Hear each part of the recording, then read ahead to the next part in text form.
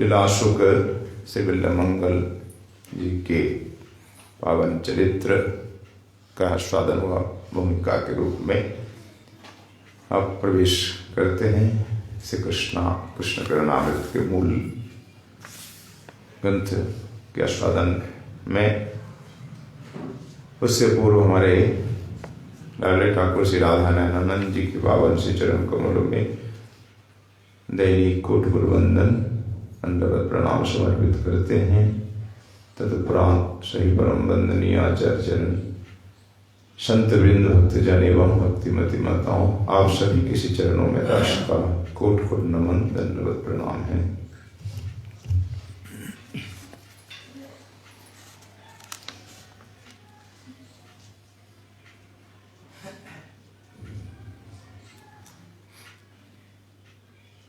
श्री कृष्ण करुणामृतम प्रथम श्लोक बसंत तिलक छंद में है कि चिंतामणि जयति सोमगिरी गुरोर्मे शिक्षा गुरुश्च भगवान शिखपेच्छ मौली यदपाद कल्पतरुपल्लव शेखरेषु लीला स्वयंवर रसम लभते जय श्री।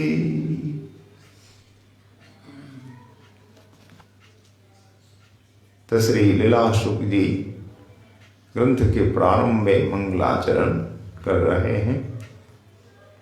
मंगलाचरण 3 प्रकार है, इष्ट वंदना, वस्तु निर्देश और आशीर्वाद। यहाँ इष्ट वंदना गुरु भगवान दोनों की वंदना है और आशीर्वाद भी इसी में है। इसी श्लोक में मानो तीनों ही है, वस्तु निर्देश, आशीर्वाद और मंगलाचरण, इष्ट वंदना। तो सोमगिरी, चिंतामणि और श्री कृष्ण भगवान तीनों की वंदना है। और इसमें विषय क्या है, विषय वस्तु भी इसी श्लोक में बता दिया गया है।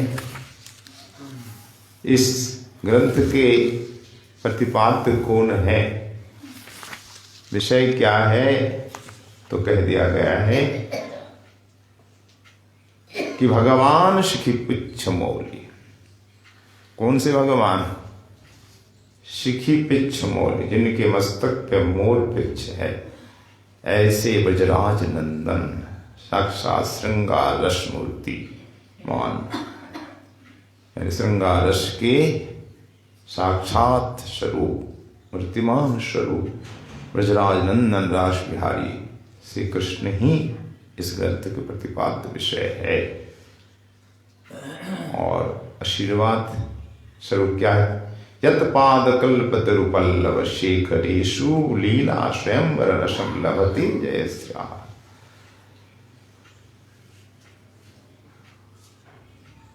कि सबकी मनोकामना पूर्ण करने वाले श्री नंदनंदन के चरणों की किशलय कोमल अंगुलियों के नखों पर विजय लक्ष्मी लीला स्वयंवर रस को प्राप्त क्या करती है। तो इससे तात्पर्य कि आप भी इस लीला रस की प्राप्ति करें। आशीर्वाद क्या है? ग्रंथ का आस्वादन कर हमें मिलेगा क्या? लीला रस। इस रस की प्राप्ति सबको हो, ऐसा आशीर्वाद भी है। स्वयं कर रहे हैं और हमें भी करें, आपको भी, सबको लीला रस की प्राप्ति हो।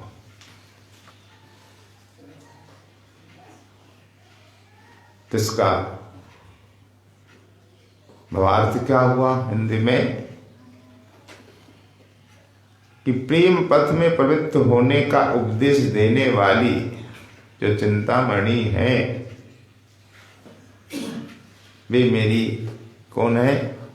शिक्षा गुरु है।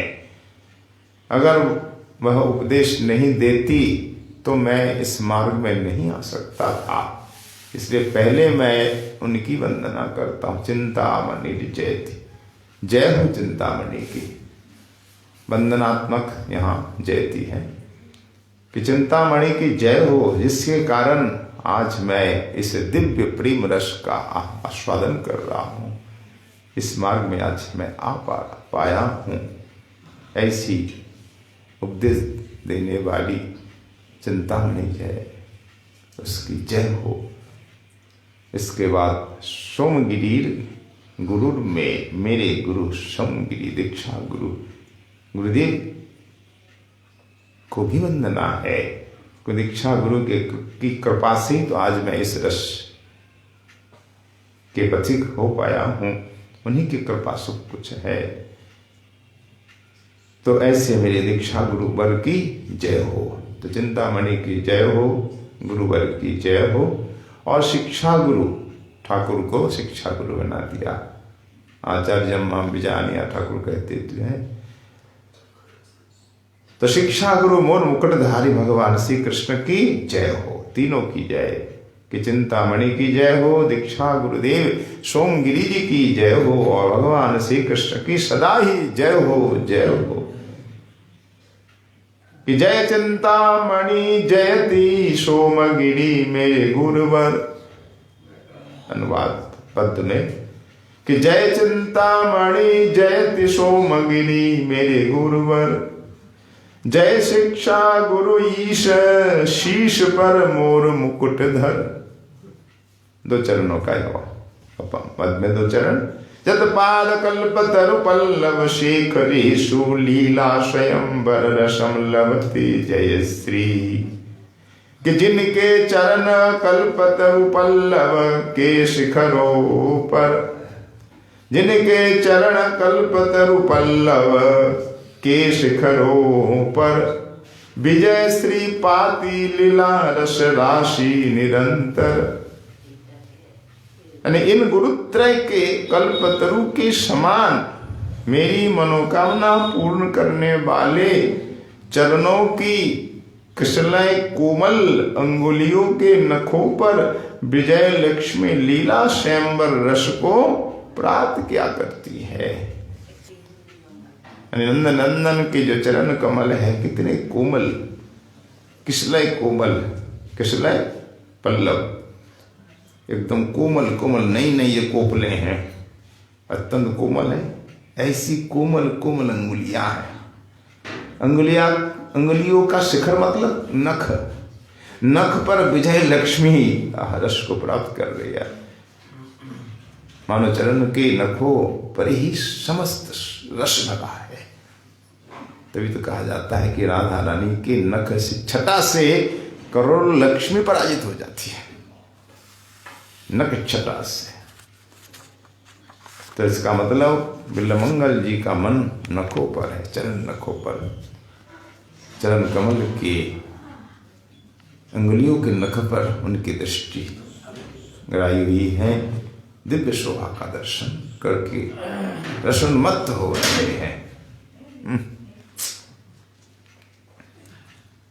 तो लीला सुख श्री बिल्वमंगल जी विरह भावों की उन्मत्त दशा में विभोर हो रहे हैं।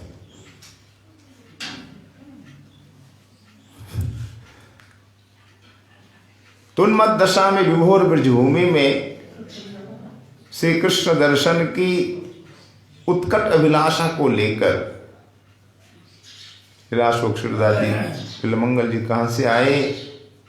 सुदूर दक्षिण भारत से आए। श्री कृष्ण प्रेम में विभोर होकर के, उन्मत्त दशा में उन्मत्त होकर क्यों आए ब्रजभूमि? कृष्ण दर्शन की उत्कट अभिलाषा लेकर आए। तो ब्रज में जब आकर पहुंचे तब शिखपिच्छ मौली भगवान श्याम सुंदर की मंगल कामना से प्रेरित होकर बोले। तो यह ग्रंथ की रचना, इस ग्रंथ की रचना वृंदावन में ही हुई है। ऐसा टीकाकारों का मानना है कि जब सुदूर दक्षिण प्रदेश से चलकर लीलाभूमि ब्रिज के तट पर आए, यानी ब्रिज सीमा पर आए, तब पिच्छमौली भगवान श्याम सुंदर की मंगल कामना से प्रेरित हो गए। लगता है कि उनको वृंदावन सीमा में आते ही श्री कृष्ण की छवि दिखाई दी, तो एकदम भाव विह्वल हो गए, होकर की जय जय दिया। अन्यत्र हम देखते ग्रंथ प्रारंभ में वंदना करते हैं, प्रणाम करते हैं, या वंदना प्रणाम की नहीं, जय जय बोल रहे हैं, जय जय के साथ शुरू करते हैं। और जय जय की परंपरा ब्रिज में ही है। मंदिर में जाके जय हो, हाँ बोलते, राधा रमन लाल की जय हो, बिहारी जी की जय हो, ये तो बोलते हैं ना। तो जय जय की परंपरा वृंदावन, ठाकुर को भी जय जय करके संबोधित करते हैं। कोई बात होती ना, ठाकुर से हमारे भक्त कहते जय जय जय, क्या बात है आज कोई बात होती, जय जय करके ठाकुर से बात करते हैं। ये ब्रिज की भाषा, ब्रिज की परिपाटी है। इसका मतलब ये जयकारा जो दे रहे हैं बिल्वमंगल जी, इसका मतलब ब्रिज शिवा में आ गए हैं, उनको लीला की स्फूर्ति हुई है, ठाकुर की छवि दिखाई दी है, तभी बोल पड़े एकदम से, चिंतामणि की जय हो, जिसके कारण आज ब्रजभूमि की सीमा पर आकर लगा मैं। ब्रजभूमि दर्शन का परम सौभाग्य प्राप्त किया। अगर चिंतामणि मेरे जीवन में नहीं आती तो कभी वृंदावन आना नहीं होता, ना इस रस को चख सकते थे। इसलिए भले ही वो गणिका है, पर है तो मुझे कृष्ण प्राप्ति कराने वाली ही ना ठहरी। इसलिए उसकी जय दिए बिना ग्रंथ कैसे मैं लिख सकता हूँ। तो चिंतामणि की जय हो, मेरे गुरुदेव सोमगिरी जी जय हो। और जिन प्रभु के चरण कल्पतरु है, नखर शिखर है, तो उस नखर शिखर पर जय श्री कौन है? जय श्री लवधे, जय श्री मतलब राधा रानी ही है। श्री लक्ष्मी और जय श्री राधा रानी, लक्ष्मी को भी पराजित करे, लक्ष्मी पर विजय प्राप्त करे कौन है? जय श्री राधा ही है। तो जय श्री राधा लीला स्वयंवर रस का आलिंगन करती है। मोर मुकुटधारी मेरे गुरु भगवान श्री कृष्ण की जय हो। कृष्ण को गुरु बनाया, शिक्षा गुरु श्री कृष्ण। तो बड़ी रसिक है, इसलिए ठाकुर को यहाँ गुरु के रूप में संबोधित किया और जय जयकार किया। 30 श्लोक में चिंतामणि सोमगिरी 2 शब्द है। इस पर टीकाकार लिखते हैं कि दोनों शब्द ध्यान देने योग्य है। इन दोनों पदों के अर्थ इस प्रकार होते हैं, कैसे? सोमगिरी नामक मेरे दीक्षा गुरु की जय हो,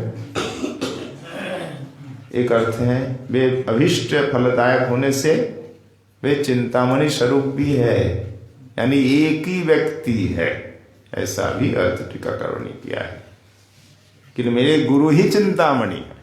चिंतामणि मतलब चिंतन करते ही जो फल दे। चिंतामणि का क्या गुण है? कल्पतरु का गुण है, वहां जाके आप मांगो तो वस्तु मिलेगी। चिंतामणि के पास आप केवल चिंतन करो, स्मरण करो वस्तु का, तुरंत वस्तु मिल जाएगी। तो गुरुदेव का स्मरण मात्र वस्तु मिलती है कि नहीं? गुरुदेव से मांगने की दरकार नहीं है, बस गुरुदेव का स्मरण करो, मनोकामना पूरी हो जाती है। तो गुरुदेव भी चिंतामणि स्वरूप है। यह चिंतामणि अलग नहीं, अलग कोई व्यक्ति नहीं, सोम गुरु गिरी जो गुरुदेव है उन्हीं का विशेषण है, एक अर्थ ये है। तो सोमगिरी जी मेरे दीक्षा गुरु है, वे अभिष्ट फलदायक होने से गुरु बड़े ही चिंतामणि स्वरूप है, एक अर्थ। दूसरा अर्थ है चिंतामणि स्वरूप अथवा सोमगिरी स्वरूप मेरे शिक्षा गुरु भगवान की जय हो। अब एक ही, तीन अलग नहीं, एक ही व्यक्ति जो चिंतामणि वही श्यामगिरी वही भगवान श्री कृष्ण है। इन भगवान श्री कृष्ण के 2 विशेषण हो गए, सोमगिरी और चिंतामणि। वो सो कैसे? देखिए, जीव के चिंतन में धर्म अर्थ काम मोक्ष ये सब विषय इसके अलावा प्रेम रस, स्वस्वरूप, पर स्वरूप, रश्मि, सेवा, परिजन, सभी प्रकार की जो चिंता है, हमारे जीवन में क्या क्या चिंता है, खास करके विषयी व्यक्तियों के चित्त में यही चिंता रहती है, हमें धन की प्राप्ति हो, अधिक से अधिक धन, वैभव, मान सम्मान की प्राप्ति हो और अधिक से अधिक हम भोगे, विषय भोग, बढ़िया बढ़िया भोजन, बढ़िया बढ़िया वस्त्र पहने, सुंदर कोठी बने, सुंदर गाड़ी आदि आदि भोगों की कामना होती है। विषयी लोगों के हृदय में सदा अर्थ और काम दोनों की चिंता रहती है, और साथ साथ फिर किसी को धर्म की चिंता, कुछ दान पुण्य धर्म के पालन करके, और किसी में चिंता होती ना, ये सब तुच्छ है, नश्वर है, मोक्ष की कामना होती, फिर मोक्ष की चिंता, कैसे हम मुक्ति पाएं संसार से, विषय से। इसलिए 4 ही पुरुषार्थ बताए जाते हैं, तो मोक्ष की कामना करने वाले श्रेष्ठ बताए गए। पर ये तो 4 चिंता होती ही है, सब जीवों में नहीं, 2 तो हर जीवों में है, होती है, अर्थ और काम, और उनमें जो सज्जन व्यक्ति है, धर्म की भी चिंता रहती है, और उससे भी अधिक संत स्वभाव के व्यक्ति, जिनको संसार में रुचि नहीं, भोग में रुचि नहीं, उनको मोक्ष की अभिलाषा होती है, ये भाग्यशाली है बड़ी। पर उससे भी परम परम सौभाग्यशाली है जिनको प्रेम की अभिलाषा होती है, परम, यह पंचम पुरुषार्थ, सबको नहीं, करोड़ों में किसी को भगवत प्रेम, विशुद्ध प्रेम प्राप्ति की अभिलाषा होती है। ये सब चिंता जीवों के हृदय में होती है। फिर स्वस्वरूप मैं कौन हूं, भगवत स्वरूप क्या है, रश्मि सेवा क्या है, ये सब चिंता है। तो चिंता विषय से शुरू हो जाता है, धर्म अर्थ काम मोक्ष से अंतिम चिंता है रश्मि सेवा तक, इससे आगे और की चिंता हो नहीं सकती।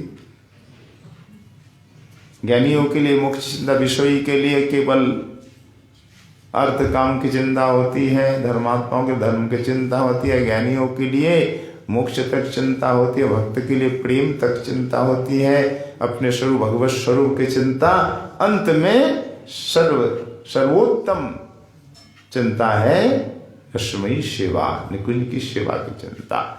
इससे आगे कोई चिंता है, इसके अलग कोई चिंता नहीं। तो कहने का तात्पर्य धर्म से लेकर निकुंज सेवा तक, जुगल सेवा तक जो चिंता है, सभी प्रकार चिंता के लिए भगवान क्या है, मणि स्वरूप है।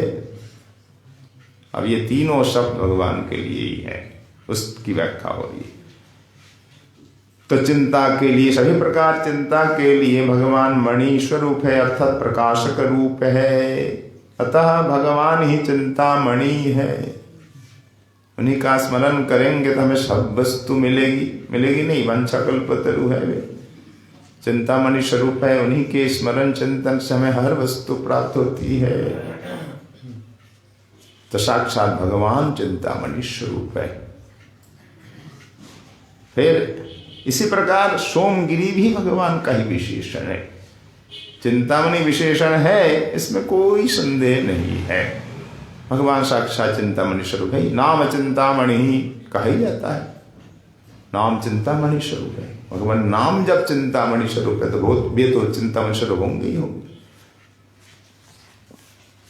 और सोमगिरी कैसे भगवान हो गए, ये कैसा विशेषण है? बोले देखिए, सोम का अर्थ क्या है? अमृत। अमृत को सोम कहते हैं।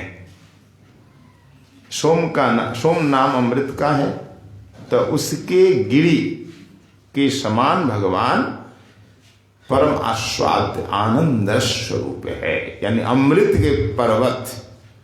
हमारे ठाकुर कौन है? अमृत के सागर हम बोलते हैं, अमृत के पर्वत ऐसा बोलते नहीं है। अमृत का कोई पर्वत संभव भी नहीं है, तरल वस्तु है ना। सरोवर तो ठीक है, सागर तो ठीक है, पर यहां कहा गया कि सोम के अमृत के गिरी स्वरूप भगवान। इसका यह तात्पर्य होगा कि भगवान परम आस्वाद है, आनंद रस स्वरूप है, इसलिए सोमगिरी कहा गया है। अथवा टीकाकार कहते थे कि सोमगिरी जचता नहीं है, सोम सरोवर कहते, सोम सागर कहते तो हम मान लेते, अमृत का पर्वत तो सुना नहीं गया है। अब भले ही कहते नहीं, अनंता पर्वत अर्थात अमृत स्वरूप है, आनंद स्वरूप है। अगर ठीक है मन में नहीं जचता तो सुनिए, दूसरा अर्थ है, क्या है? सोम नाम किसका है? महादेव जी का नाम है। जय सोम सोम जयकार देते हैं गोपेश्वर भगवान।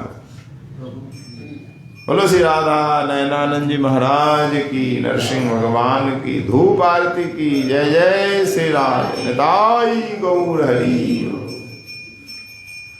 अब सोम नाम किसका है? हमारे महादेव जी का है। और गिरी, उनके गिरी, सोमस्य गिरी, सोमगिरी षष्ठी समास कीजिए तो उनके गिरी अर्थात पूज्य है। गिरी पूज्य अर्थ में, तो भगवान सोमगिरी है। हमारे कृष्ण सोम के भी पूज्य है, महादेव के भी पूज्य है। देखो हमारे महादेव यहाँ सदाशिव गोपेश्वर भगवान के रूप में विराजमान है वृंदावन में। गोपेश्वर महादेव रासलीला का दर्शन करते बंसीवट के निकट विराजमान होकर के।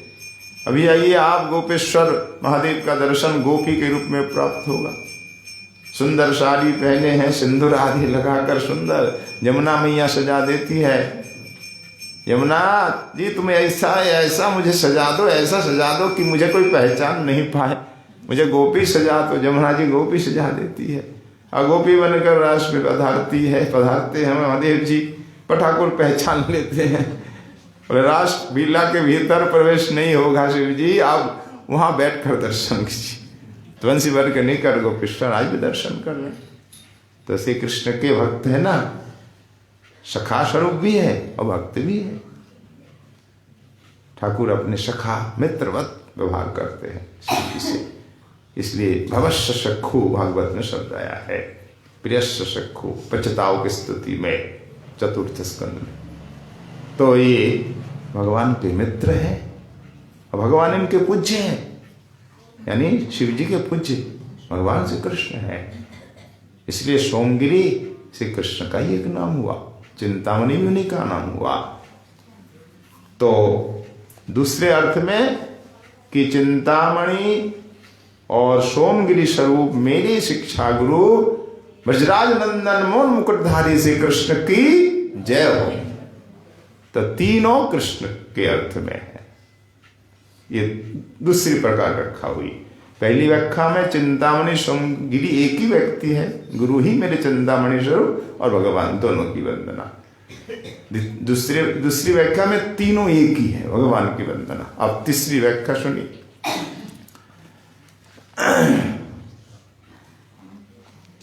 तीसरे अर्थ में यह व्याख्या में तीन गुरुजनों की वंदना, जो पहले कहा जा चुका है कि पथ प्रदर्शक गुरु चिंतामणि वो रमणी, उसकी जय हो गणिका की। और मंत्र प्रदाता गुरु मेरे सोमगिरी जी, उनकी जय हो। और मेरे शिक्षा गुरु भगवान के लिए, भगवान शिक्षा गुरु ही है। उद्धव महाराज भी कहते हैं कि प्रभु तुम तो भीतर और बाहर, भीतर अंतर्जाम के रूप में शिक्षा देते हो और बाहर संत के रूप में शिक्षा देते हो, तो तुम्हारा ऋण हम कभी चुका सकते हैं क्या? कभी कर्ज हम उतार नहीं सकते, इतने दयालु हो तुम। तो भगवान ही शिक्षा गुरु अंतर्जामे के रूप में हमें शिक्षा पल पल पर शिक्षा देते हैं, पल पल पर उपदेश देते हैं, हमें सावधान करते हैं। आप मेरे शिक्षा गुरु है। तपत प्रदर्शक चिंतामणि मेरे गुरु है, तो उनकी जय हो। मंत्रदाता गुरु श्री सोमगिरी जी की जय हो। शिक्षा गुरु श्री भगवान की जय हो।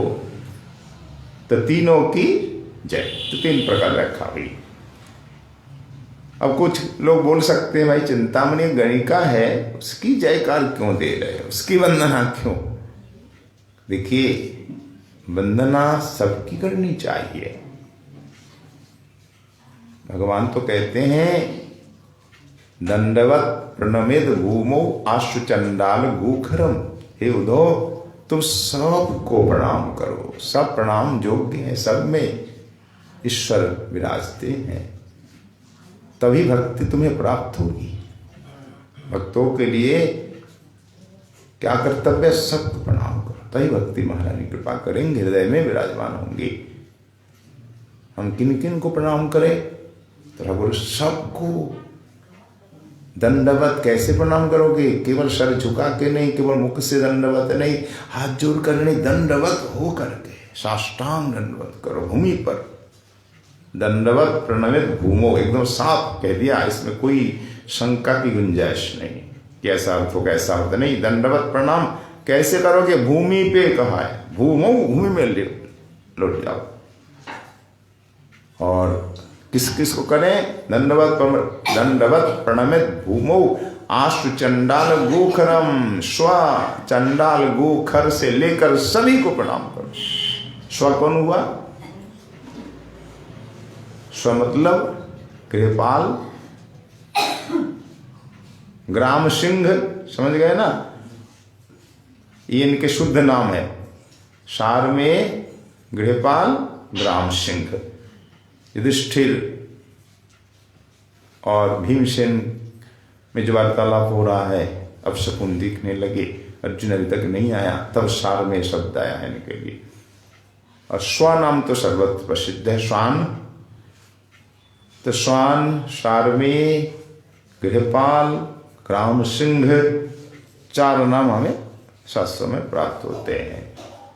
और एक नाम जो आप लोग कहते हैं, कुकुर या कुत्ता कह दे तो सीधे से, तो ये भी प्रणाम योग्य है। और कैसे है? अरे क्या इनमें ठाकुर नहीं है क्या? स्व, आश्वने स्व से लेकर चंडाल भी प्रणाम योग्य है, उसे ही प्रणाम करो। देखो रैदास आदि हुए, कितने बड़े बड़े संत हुए स्कूल में, शपथ वाल्मीकि आदि देखो, तो भगवान के इनमें नहीं है, तो ये भी प्रणाम योग्य है। स्व चंडाल गो, गो माता तो पूज्य है ही, और खर गर्दन भी, गधा भी। तो कुत्ता, चांडाल, गाय, गधा तक सबको प्रणाम करो, दंडवत। तो प्रणाम योग्य सब है। जिनमें अहंकार नाम मात्र नहीं रह गया है, अहंकार शून्य जो हो गए हैं, भक्ति से जिनका हृदय शराबुर रहता है, ऐसे भक्ति ही प्रणाम कर सकते हैं। हर कोई नहीं कर सकता, मातृ मुझ जैसा जीव नहीं कर सकता। हाँ, जिनका हृदय प्रेम रस से शराबुर हो गया है, कण मात लेश मात अभिमान नहीं रह गया है, ऐसे संत महापुरुष ही सबको प्रणाम कर सकते हैं। तो ऐसे संत हो गए बिल्वमंगल जी, तब चिंतामणि को क्यों नहीं प्रणाम करेंगे? भाई इनके कारण वृंदावन आना हुआ, भले ही गणिका है तो क्या है? अगर ये नहीं कहती ऐसे शब्द तो क्या कभी आ सकते थे? कभी नहीं आ सकते थे। तो जिस गणिका चिंतामणि ने अपने व्यंग वाक बाणों के द्वारा बिल्वमंगल के हृदय पटल के अंधकार को नाश कर दिया, हृदय में जो आवरण था, पर्दा था, छिन्न भिन्न कर दिया, हृदय एकदम उजागर हो गया, आवरण शून्य हो गया, हृदय प्रकाशमय हो गया। तो बागबाणों से छिन्न भिन्न करके आवरणों को हटा दिया और हृदय पटल के अंधकार को नाश करके तो उज्जवल कर दिया। संसार के प्रति वैराग उत्पन्न हुआ, भगवान के प्रति अनुराग उत्पन्न हुआ। दो बात हुई, अंधकार नाश होते ही संसार के प्रति वैराग और भगवान के चरण में अनुराग दोनों हुआ। तो उसको अपना पथ प्रदर्शक गुरु मानते हैं हमारे बिल्वमंगल जी। यही तो संत की उदारता है। देखो ना, दत्तात्रेय जी ने 24 गुरु बनाए, सबको गुरु, सर्प को गुरु, उस गणिका को भी गुरु माना कि नहीं? पिंगला बालक को गुरु, एक बालिका को गुरु, अजगर से लेकर पता नहीं कितने गुरु बनाए, मधुमक्खी, भ्रमर, कितने कितने गुरु हैं। पृथ्वी तो गुरु है, पांचों तत्व को गुरु बनाए। पृथ्वी है, वायु है, आकाश है, अग्नि, सब जल, तो हम ये गणिका गुरु है दत्तात्रेय जी के। तो चिंतामणि को अपना पथ प्रदर्शक गुरु मानते हुए, उसके प्रति अपनी कृतज्ञता प्रकट करते हुए चिंतामणि पथ के द्वारा लीला शुक ने उसकी भी जय घोषणा की है। इसमें कोई आश्चर्य वाली बात नहीं है। तो शिक्षा गुरु दो प्रकार के होते हैं। पहले होते पथ प्रदर्शक, मार्ग उपदेशक, परमार्थ पथ का उपदेश देने वाले। कोई भी वृंदावन आता है, भगवत भजन में के मार्ग में आता है, तो निश्चित ही कोई ना कोई उपदेष्टा रहा होगा। जीवन में, ग्रस्त जीवन में किसी का उपदेश तो मिला ही होगा, तभी तो हम यहाँ तक आए हैं। चाहे वो पिता माता हो या कोई संत महापुरुष कोई हो, जिसके उपदेश के कारण हमारा इधर आना हुआ, वो हो गए कौन? परमार्थ पथ के उपदेश करने वाले गुरु, मार्ग उपदेशक गुरु।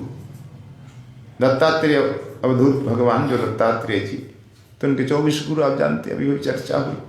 इन्होंने तो पृथ्वी को गुरु मान ली, वायु को, आकाश को, जल को, अग्नि को, चंद्रमा, सूर्य, कपोत, अजगर, मीन, मृग, एक बालक, एक कुमारी, पिंगला, कितने गुरु बनाए। बाण बनाने वाले, उसको भी गुरु बनाए। तो 24 गुरु हैं इनके, श्रीमद् भागवत में वर्णित है। तो जल चेतन स्थावर जंगम, जो कोई भी वस्तु अपने भाव भंगी क्रियाकलाप आदि के द्वारा सद्बुद्धि प्रदान करे, ज्ञान वैराग भक्ति प्रेम मार्ग पर प्रवृत्त करे, वह एक प्रकार से शिक्षा गुरु ही है। अब कहेंगे जड़ वस्तु गुरु कैसे बन सकते? जड़ अचेतन, देखिए इनके जड़ भी तो गुरु है, जंगम भी तो गुरु है। ये जंगम नहीं है, वृक्ष आदि, आकाश, जल, अग्नि, ये पृथ्वी कहीं चलती है क्या? तो जल ही तो है, एक तरह से स्थावर है। तो पृथ्वी को गुरु मान ली। पृथ्वी भगवत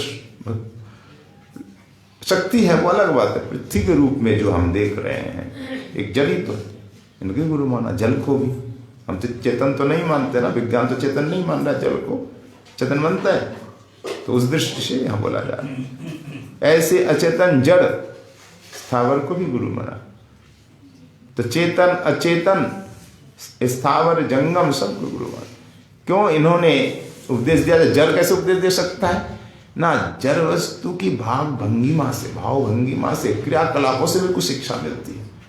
तो भाई जल से क्या मिलता है? देखो, जल सबका जीवन है, सबको संतुष्ट करता है। और जल में कितने रत्न उत्पन्न होते हैं, जल में ही होते हैं ना। अब समुद्र में देखो, जल में ही हीरा मोती रत्न उत्पन्न होते हैं। और जल सबको धुल करके क्या करते? धो करके साफ करता है ना।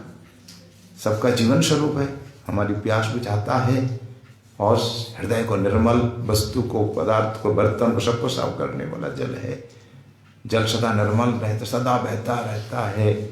तो जल से उपदेश मिला कि तुम भी निरंतर पवित्र रहो, बहते रहो और सबको पवित्र करते रहो।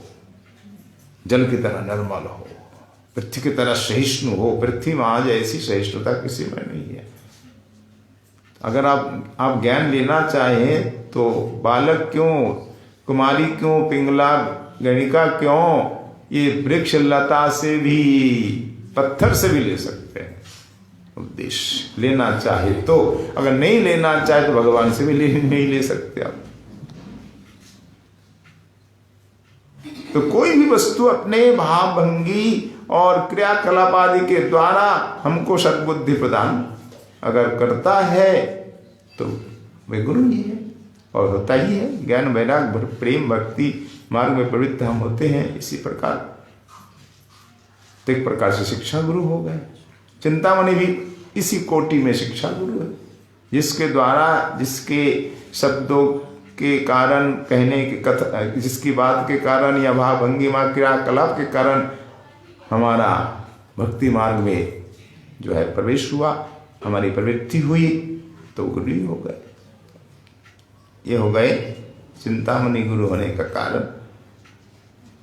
दूसरे गुरु सांप्रदायिक उपासना की शिक्षा देने वाले होते हैं। ये तो केवल एक समान रूप से गुरु संसार से वैराग उत्पन्न कराने वाले, परमार्थ पथ में प्रवेश कराने वाले। जैसे लाला बाबू गंगा किनारे घूम रहे थे। मन में एक वो चल रहा था, आलूड़न या उठापटक कहे, क्या करें हम, घर में रहे या घर छोड़ दे। निश्चय नहीं कर पा रहे थे। घर में मन नहीं लग रहा था। एकाएक पिताजी के चले जाने के पर एक दशा ऐसी हो कि बेचैनी दशा, क्या करूँ, मन में वैराग उत्पन्न हो रहा है। वृंदावन जाने की बड़ी इच्छा हो रही, और कैसे वो छोड़ के जाए, कि तो बेटा है पिता का, संभलने वाला भी घर में कोई नहीं। इसी चिंता में खोए हुए थे, क्या करूँ, जाऊँ या नहीं जाऊँ। टहल रहे थे, इतने में दो बात चर्चा में आती है। एक झाड़ू देने वाली जमादार में जा रही थी और ये टहल रहे थे, तो ने किसी कहा, बाबूजी आप एक लंग हो जाए। एक लंग मतलब एक और हो जाए। उन्होंने तो कहा, उसने क्या एक और है, मतलब एक और हो जाए, धुल जाएगी आपके ऊपर। उसका कहना यही था ना पर। और देखिए ग्रहण करने वाला कैसा होता है, तो ग्रहण करने वाले लाला वो ने सुना, अरे लगता है भगवान ही इसके मुख से बोल रहे होंगे, एक और हो जाओ, नहीं तुम जो दो प्रकार चिंता में गिरे हो, क्या करूं नहीं करूं, कोई निर्णय नहीं ले पा रहे हो, ठाकुर मानो इसीलिए कर, एक और हो जाओ, यानी इस प्रकार दुविधा में न रहो, एक और हो जाओ, जो करना है वो करो, घर में रह हो या जाना है तो जाओ। अब तो मुझे एक और होना ही है, मुझे जाना है। और फिर वो प्रसिद्ध, इससे ज़्यादा प्रसिद्ध है वो गंगा किनारे वो एक धोबी की लड़की बताते, कोई लड़की बताते, धोबी सो गया था, कपड़ा ला करके सो गया था। पहले क्या करते, नदी सरोवर के किनारे घाट में से धोबी धोते थे, आज भी धोते हैं यमुना के किनारे। और पहले कैसे धोते थे, वो सोडा आदि ला करके गर्म करते, गर्म में कपड़े को उबाल करके फिर खूब पीट के धोते थे। तो इधर कपड़े लाकर करेंगे आलस में सो गए थे। ठंडी ठंडी बहर चल रही थी और इधर शाम होने वाली है, अभी तक कपड़ा गर्म नहीं हुआ, पानी गर्म होगा, कपड़ा गर्म पानी सोडा में डालेंगे तब ना धोएंगे। पिताजी सो गए तो वो बेटी जगा रही, पिताजी उठो उठो, बेला गेलो, बेला गई, अब तो शाम होने वाली है, कब करोगे, या बेला गेलो वासना में आँच दो आगुन दो, मतलब बेला गई, अब आग लगाइए, आँच लगाइए वासना में। वासना का दो अर्थ है। वासना मतलब केले के वो सूखे सूखे पत्ते ला के रखते थे जिससे आँच देने में सुविधा रहती थी, तो उसमें आँच दो उसे वासना कहते हैं। तो पिताजी से कहा, बाबा बेला गेलो वासना ते आगुन दो। और लालाओं ने क्या सोचा, समझा, अरे बेला गेलो, इसका मतलब मेरी भी बेला गई, समय निकल रहा है, शाम होने वाली है, और वासना में मुझे भी आग लगानी चाहिए। संसार की वासना, देखिए वासना का दो अर्थ। तो इस प्रकार उन्होंने उपदेश मानकर वृंदावन चले आए। वास्तव में उसने तो कोई उपदेश दिया नहीं इस बालिका ने, पर उपदेश मान लिया। उसके क्रियाकलाप भाव भंगिमा से उनको प्रेरणा मिली, इसलिए वो भी गुरु एक प्रकार हो जाते हैं। और दूसरे हो गए सांप्रदायिक उपासना शिक्षा देने वाले गुरु, जो संप्रदाय के अनुसार शिष्टानुशिष्ट उपदिष्ट मार्ग ही गुरु संप्रदाय कहलाता है। तो सांप्रदायिक उपासना, जैसे 4 संप्रदाय कलियुग में वैष्णव संप्रदाय प्रसिद्ध है, भक्तमाल में, अनेकों ग्रंथ में, प्रमेय रत्नावली में, गौतमी तंत्र आदि में भी वो श्लोक प्राप्त होता है कि 4 वैष्णव संप्रदाय कलिकाल में है। अतः कलो भविष्यन्ति 4 संप्रदायिनः। श्री ब्रह्मरुद्र का वैष्णवाक्षिति पावना, पृथ्वी को पावन करने वाले ये 4 वैष्णव संप्रदाय। श्री ब्रह्मरुद्र शनक संप्रदाय, श्री संप्रदाय की ही 2 शाखा है इस समय, रामानुज और रामानंद। ब्रह्म संप्रदाय की शाखा है मध्व कलियुग में, और दूसरा गौड़िया। और रुद्र संप्रदाय की शाखा है इस समय विष्णु स्वामी वल्लभ कुली। और शनक संप्रदाय है, शनकारी संप्रदाय, निम्बार्क संप्रदाय। ये 4 वैष्णव संप्रदाय हैं। संप्रदायगत जो शिक्षा प्राप्त होती है, जिनसे वे हो गए दीक्षा गुरु, जिनसे गोपाल मंत्र की प्राप्ति होती है, संप्रदायगत शिक्षा प्राप्त होती है, साधना मार्ग में शिक्षा प्राप्त होती है, वे मंत्र गुरु हो गए। तो उस मंत्र के द्वारा इष्ट की उपासना पद्धति, ये सब गुरु जी से ही हमें प्राप्त होती है। तो दीक्षा गुरु से सांप्रदायिक उपासना की शिक्षा प्राप्त होती है, दीक्षा मंत्र यानी इष्ट मंत्र प्राप्त होता है, उस इष्ट मंत्र की उपासना पद्धति प्राप्त होती है, साधक बाधक अंग क्या क्या है, साध साधन अविधि संबंध प्रयोजन आदि सब हमें प्रदान करते हैं दीक्षा गुरु। और शिक्षा दीक्षा गुरु शिक्षा भी दे सकते हैं, दोनों ही दे सकते हैं। अगर दीक्षा गुरु से हमें पूरी शिक्षा नहीं प्राप्त हुई तो अलग शिक्षा गुरु कर सकते हैं। तो मंत्र दीक्षा गुरु से और साध साधन आदि शिक्षा गुरु से हम ग्रहण कर लेते हैं, वो शिक्षा गुरु होते हैं। अब यहाँ प्रश्न है कि भगवान श्री कृष्ण शिक्षा गुरु कैसे हुए, कब हुए, उन्होंने कब शिक्षा दी, अब ये एक प्रश्न है। तो भगवान तो साक्षात स्वयं भगवान है, वो तो जगत गुरु है, व्यष्टि जीव के गुरु नहीं हो सकते, समष्टि गुरु है। भजन साधन का उपदेश कब दिया इनको, इसका उत्तर आप सुनेंगे कल। उद्धव जी का प्रसंग है वो, जो अभी चर्चा हो रही थी, वही प्रसंग है कि भगवान भी गुरु है, अंतर्यामी के रूप में हमारे हृदय में रहकर शिक्षा देते हैं। तो कल राधा नयनानंद प्रभु की कृपा से चर्चा होगी कि भगवान कैसे शिक्षा गुरु हुए और कैसे हो सकते हैं। तो सुंदर टीका में परिवेशन किया है टीकाकार जी ने। तो राधा नयनानंद प्रभु की कृपा के शिवा से पुनः कल आस्वादन का प्रयास होगा। आज यहीं पे श्री कृष्ण करणामृत रस आस्वादन का विश्राम होता है। बोलिए श्री कृष्ण करणामृत की, श्री लीला सुख जी महाराज की, श्री राधा नयनानंद जो की, बड़ी सुरमा कुंज की, सब संतन की, सब भक्तन की आज की आनंद की। जय जय श्री राम। गौर हरि।